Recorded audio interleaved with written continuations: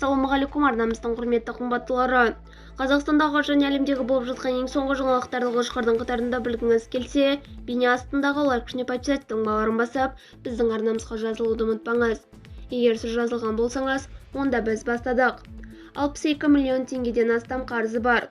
Қазақстандықтардың жүргізуші куәлігі уақытша тоқтатылды.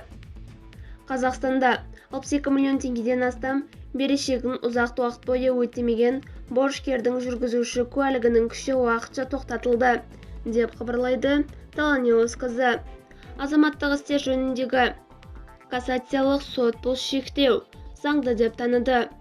Сот мәліметінше, борышкердің атқарушылық іс жүргізу аясындағы өтелмеген қарызы 62 миллион теңгеден асады.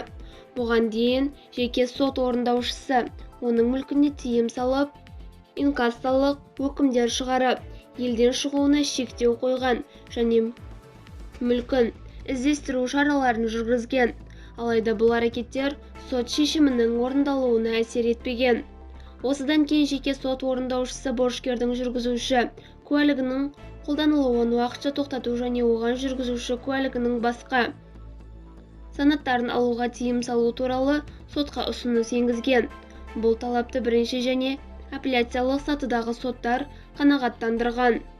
Борышкер жүргізуші куәлігі өзінің негізгі табыс көзі екенін айтқанымен, оны растайтын дәлелдер ұсынбаған. Сондай-ақ, сот берешекті өтеуге кедергі келтіретін дәлелді себептерді анықтамаған. Кассациялық сот атқарушылық іс жүргізу және сот орындаушыларының мәртебесі туралы заңға сәйкес, егер борышкер ірі көлемдегі қарызды өтеу жөніндегі сот шешімін дәлелді себепсіз орындамаса, мұндай шектеу қолдануға болатынын атап өтті.